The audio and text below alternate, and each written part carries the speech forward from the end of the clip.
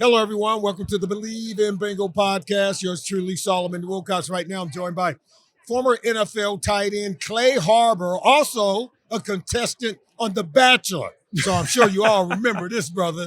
Clay, first of all, how you doing, man? Good, man. You Good to be on here enjoying with the you. sights and sounds of Super Bowl 58 on Radio Row? Man, I never got to play in one of these, but it's just the atmosphere here, being around all the old guys, seeing the old teammates and coaches, and just feeling that energy. The energy, because everybody knows the game's coming up, and the networking, everything out here is just great. Well, we got to talk Cincinnati Bengals. And we got to start first with the wide receiver room. We're going to get to the tight ends in a minute. Yeah. But look, it looks like they could be breaking up the trio of receivers. Tyler Boyd looks like he's about to hit the free agent market. T. Higgins may hit the free agent market. What do you expect to happen? How important is it for them to at least keep as much of this crew together as possible? It's important, but when you pay that quarterback, it becomes more difficult to keep all the pieces around you, right? And I think obviously Joe Burrow is a guy similar to Patrick Mahomes that can make other players better. Yep. But you saw Patrick Mahomes take a dip when he lost some of his weapons. He's still Patrick Mahomes. Yep. He's still winning games, but he ain't winning games the way he used to. He ain't winning. The first year, he had Tyreek Hill. He comes out and he throws 5,000 yards. Okay, he's not winning games the same way. I think it is important. I think T. Higgins, you got to keep one of those guys. I think T. Higgins might be the guy because he might get more in the open market if you don't franchise him. That franchise tag ain't cheap either for receivers. Yeah. So I think T. Higgins might be the guy that walks, and there's a ton of teams that are interested in a big receiver like him. Yeah. Think about the tight end room. I love when Hayden Hurst was on this team during the 2022 season. Last year they brought in another free agent in Irv Smith Jr. Yeah. I thought Tanner Hudson really emerged. What do you think about that tight end room with the Cincinnati Bengals, and maybe what could be done to improve it? I thought it was average, and I'm not taking anything away from those guys. I mean, those guys are professionals and they did their job, but I think that's something that they need to improve on. If you look at this roster, I think tight end is a position in free agency or the draft that you got to take a look at some things. I think there's some interesting prospects coming up in the draft. I was out at the Senior Bowl a couple weeks ago, and I saw some guys that aren't getting that much credit. They're not the big name guys, but I think there are guys that will fly under the radar. You can get maybe the third round that can come in and really do some good things for a team like the Bengals. You get them a quarterback like Joe Burrow, comes back when he's healthy, and they can really do some good things, and guys that can obviously catch the football, but guys that can block too. And for me as a former tight end, that's what I look at. I don't like those pretty guys running around catching balls, not trying to block nobody. They don't even need their shoulder pads. I want a guy that can block too. Yeah. Well, give me some names. You were at the Super Bowl. You just mentioned. Yeah. Who were some of the guys that stood out? My number one prospect, I would put him right behind Brock Bowers. And I know there's a number of tight ends out there, and obviously Bowers, to me, the Bengals, I don't think are in a position to draft him, but after Bowers, this guy's name is Ben Sinnott. He's a tight end from Kansas State. 6'4", 250. He measured in well, big arms, long arms. He's got the build of a tight end. Yeah. And I saw him running routes. I go, okay, crisp routes. The guy's pumping his arms in and out of breaks, sinking his hips, getting in and out of breaks. I go, can he catch the ball? Yeah. The guy was catching the football. Yeah. He's making contested catches, getting off of jams, getting open. Yeah. Really like this kid. I go, okay, can he block? We go to 9-on-7 in the team drills. He's engaged. He's a dog, and that's the guys I like. He is giving 100% effort. He's playing to the whistle. He can block. So for me, with a tight end, right, can you run to him in the strength? Yeah. You can. With a guy like Ben, he's going to hold his own. You can run to him in the strength. You don't have to sift him backside if you're running zone to him. Yeah. You don't have to arc release him to the safety if you're running zone to him. You don't have to lead him up on a linebacker. He can hold down a defensive end, and that is something big that's on huge. big. Big on big. Yeah. And another guy I liked was Theo Johnson, the Penn State tight end.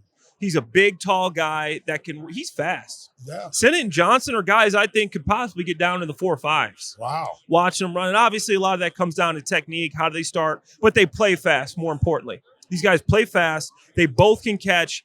Johnson's just a big body who was almost impossible to guard for linebackers, tough to guard for the safeties as well. And just two guys that I think can get down into that third round range that you could bring them in and they'd probably upgrade your room for a team like the Bengals. Yeah.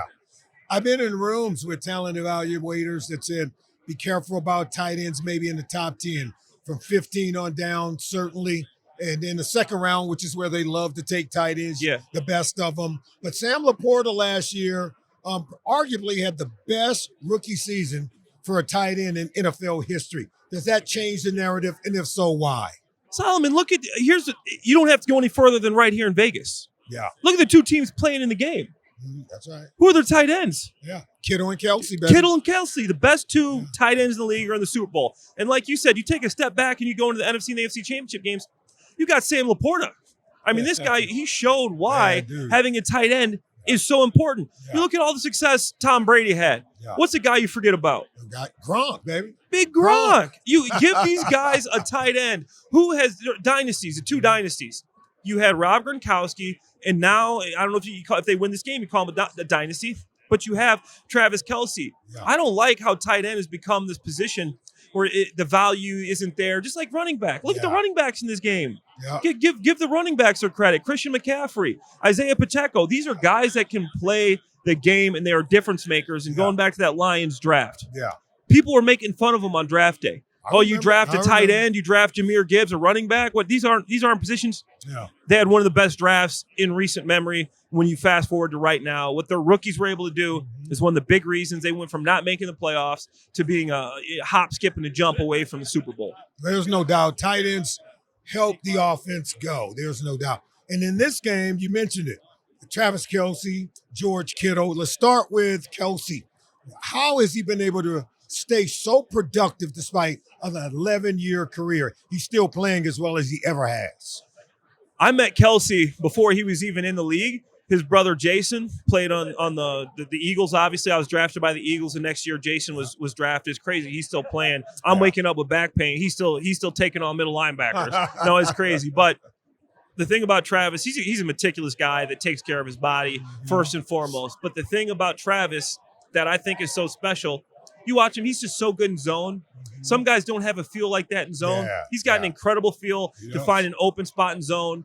And the fact that he's with Patrick Mahomes gives him the flexibility to use his football awareness because Mahomes trusts him so much. Sometimes he'll break off a route and I go, what is he doing? That ain't the route. That ain't the route. I played an Andy Reid system. I know what concept they're running right here. That ain't the concept, but hey, he finds his spot. He gets open, and some guys can just play. And I'll tell you a quick story about Rob Gronkowski. I go to the New England Patriots back in 2016.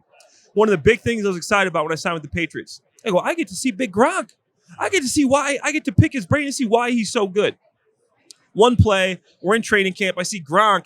He makes a decision. It wasn't exactly what he was supposed to do, but he gets open on a deep in route. He cuts it down, throttles in his zone.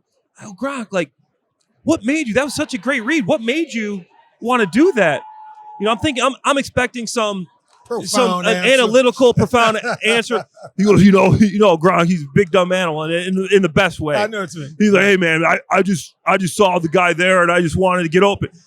He could just play. He just gets open, and that's what I can say about Travis Kelce. Travis Kelce's also very good against man, very good with contested catches, but the guy just knows how to get open and catch the football. Travis Kelce, also a former quarterback. I think he has a sense of where the soft spots are in zone, how to work the leverage and man coverage. The key thing is his quarterback reads him the same way, so they have this great feel and great chemistry. I want to ask you about George Kittle. And what really do you think will help him to be able to make a statement in this game in Super Bowl 58?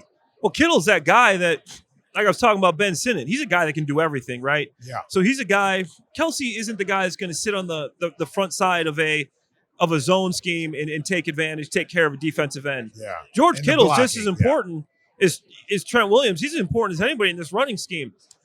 You're going to see a lot of big personnel out of San Francisco because I don't think the Chiefs are good against big personnel, the base package. Their base package, they're 29th in the league. The Chiefs are against the run, against zone schemes, zone runs. They're 25th in the league against zone runs.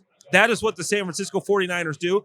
Kittle will make some plays in the run game or the pass game. You're going to see that. But what also you're going to see is Kittle is going to open up some lanes for Christian McCaffrey to run through.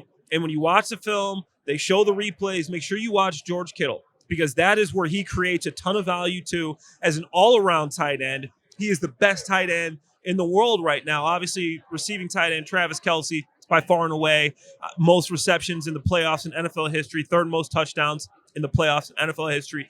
Can't take anything away from him.